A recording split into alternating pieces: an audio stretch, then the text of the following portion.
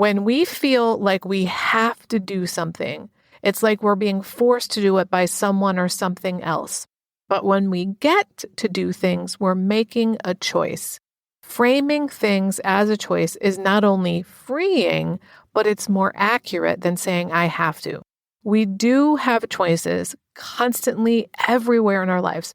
Sometimes they're shitty choices, and we don't feel like we have options, and we don't like the options that are there, but we do have choices. So these are things we get to do. But in my opinion, if you really want to recover, you need to be honest, open-minded, and willing, or it ain't going to happen. Hi, I'm Barb Nangle. I want to welcome you to my podcast, Fragmented to Whole, Life Lessons from 12-Step Recovery, where I help people heal their emotional, psychological, and spiritual wounds and make deep, lasting changes in their lives. I'm the founder and CEO of Higher Power Coaching and Consulting. I'm a boundaries coach who specializes in helping women who are focused on what others are thinking and doing and neglect themselves in the process. And I have coached hundreds of people on how to build healthy boundaries using my exclusive Build framework. On this podcast, I share my experience, strength, and hope from recovery. I don't support or endorse any particular 12-step recovery fellowship, and I don't claim to speak for any particular 12-step fellowship.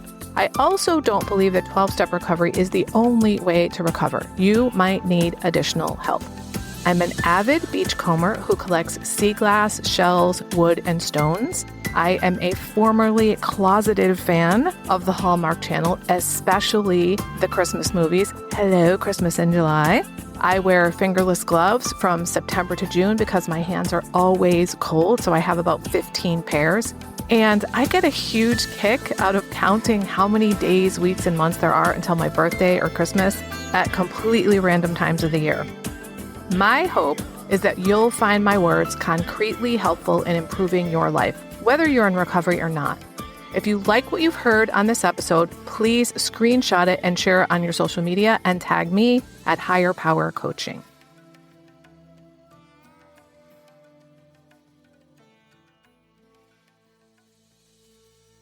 This is episode 214, The Foundations of Recovery: Honesty, Open-Mindedness, and Willingness. When I first got into recovery, I was told, here's how it works, H.O.W. Honesty, open-mindedness, and willingness. These are three qualities that are required to recover.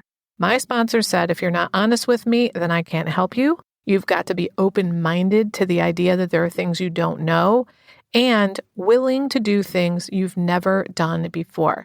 So that's what this episode is about, H.O.W. One thing I noticed as I was preparing for this episode is that I used the phrase, you have to, repeatedly.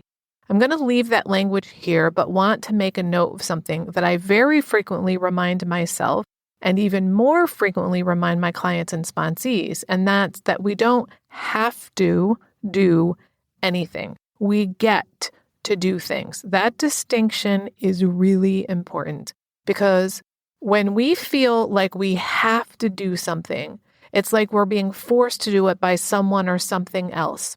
But when we get to do things, we're making a choice. Framing things as a choice is not only freeing, but it's more accurate than saying, I have to. We do have choices constantly everywhere in our lives. Sometimes they're shitty choices, and we don't feel like we have options, and we don't like the options that are there, but we do have choices. So these are things we get to do. But in my opinion, if you really want to recover, you need to be honest, open-minded, and willing, or it ain't going to happen. Now, before I get into talking about each one of these three things, I want to share that this episode was inspired by a client of mine who had been listening to one of my previous episodes where the topic of willingness came up, and it was about somebody who said that he had 1 minute of willingness. And with that 1 minute, he got himself to a men's meeting that he'd never been to before, where he got a sponsor, and it really launched his recovery. And he said, what if I had 1 hour of willingness and not just 1 minute? Imagine what I could accomplish. So my client suggested that I talk in more detail about that willingness and what it could mean. So thank you to that client for nudging me in this direction and for reminding me about that 1 minute of willingness story. All right. Honesty. I believed that I was an honest person when I got into recovery, and I was not. I lied about cigarette smoking for like 20 years. I lied about weed and other drugs. I lied about alcohol. I lied about relationships. But the vast majority of my lying had to do with agreeing to do things I didn't want to do, managing my image in some way so that people would approve of me, and saying no to things that I really wanted to do, whether it was because I was afraid people would judge me for that thing or because I was putting other people first and just negating my needs. I was dishonest for the vast majority of my life. The worst part of dishonesty is when we lie to ourselves. You have to get honest with yourself about your own behavior, your own part in things, and you have to be honest about your substance use, your relationships, and you have to get honest with others about what your truth is, what you're willing to do and not do. We're learning to practice these principles in all our affairs in recovery, as it says in step 12. And that is, we want to live in alignment with the spiritual principles of recovery, such as honesty.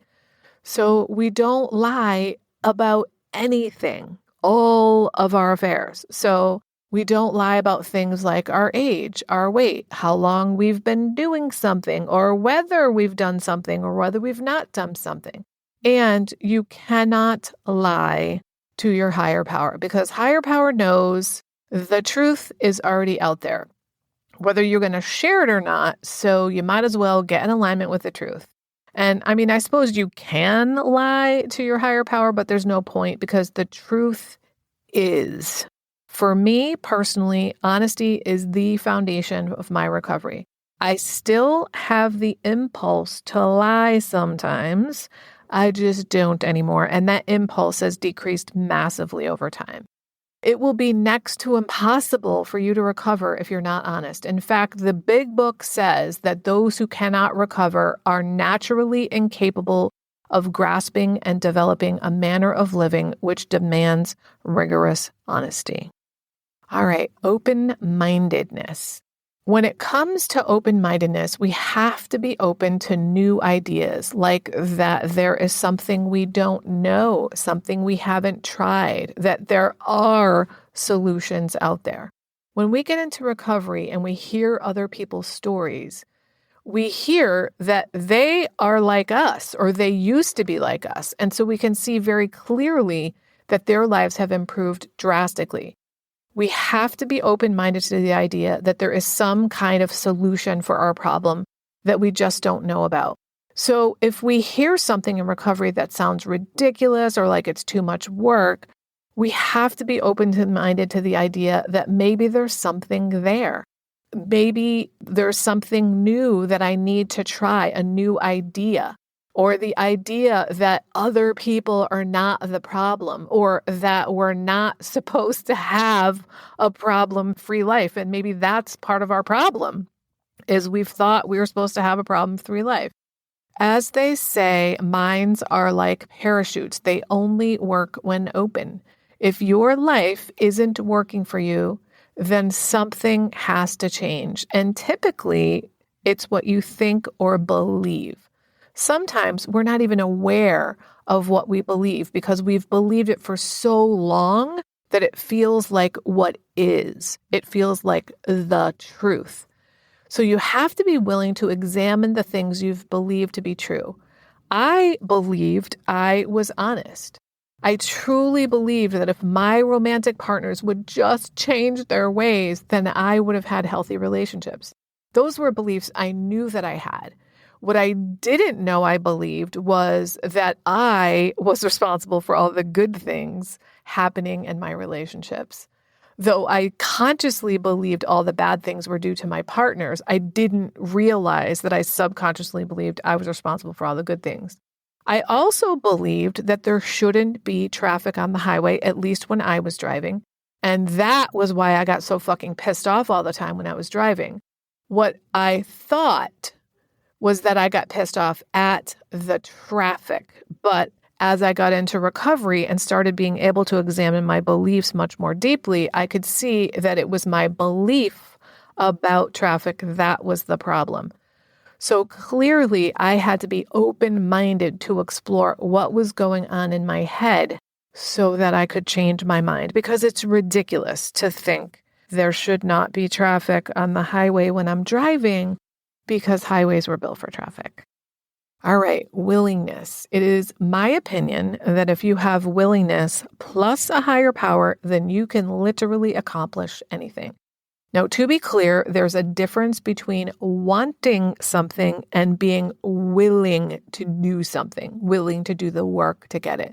Most of us have spent our lives wanting things like high self-esteem, less anxiety, a family that loves us unconditionally.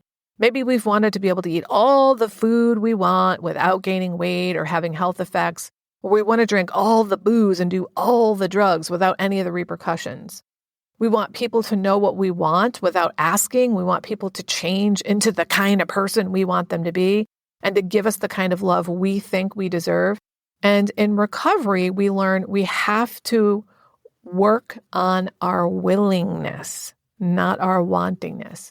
We don't necessarily have to want to do those things, but we've got to be willing to do the things that other people have done, that we've learned about with our open minds.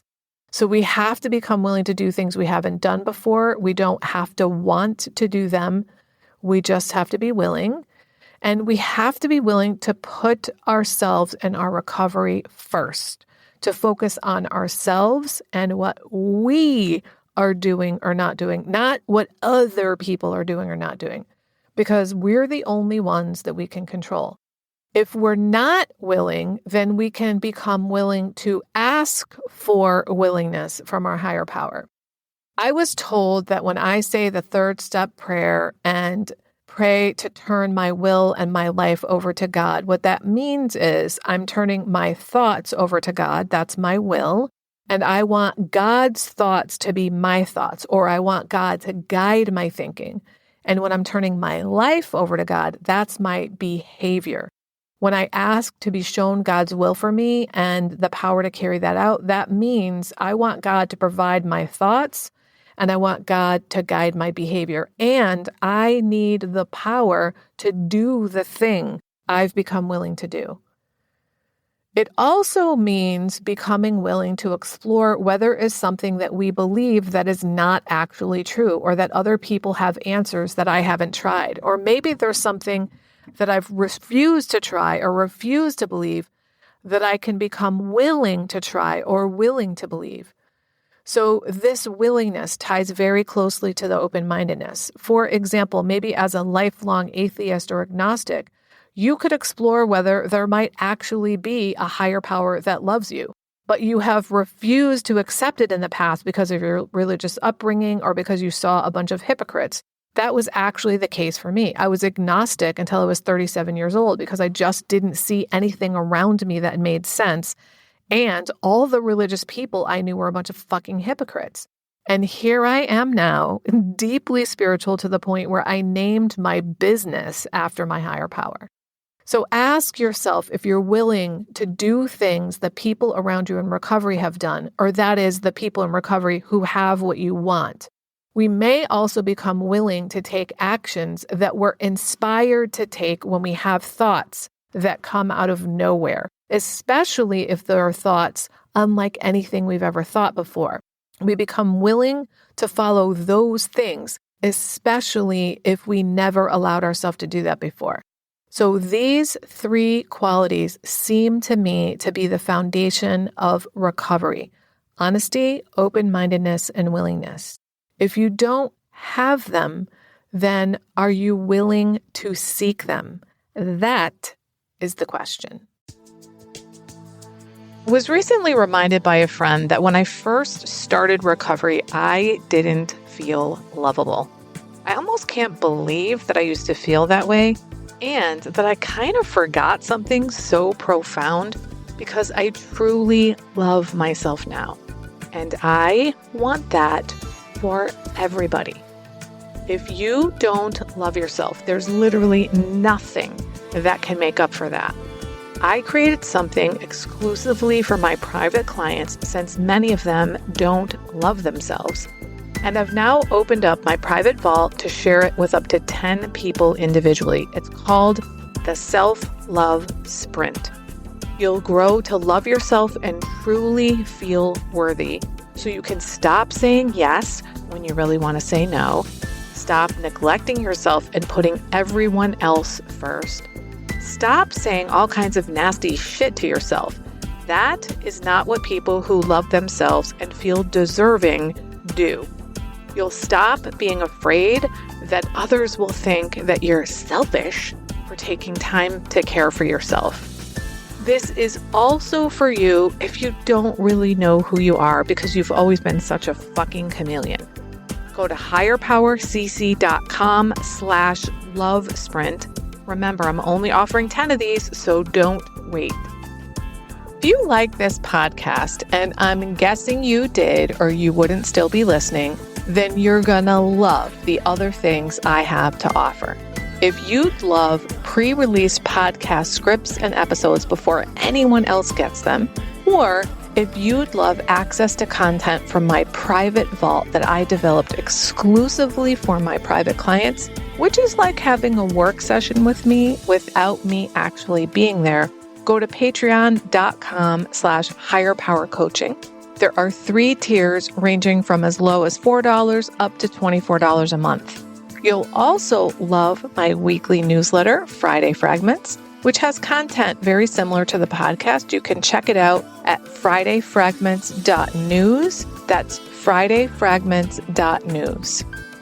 Please like and subscribe to my podcast on your favorite podcast outlet. I'd also love it if you'd leave a review, which you can do either in the show notes or on Apple Podcasts. It really helps other people find my podcast so they can get the benefits you've gotten from listening.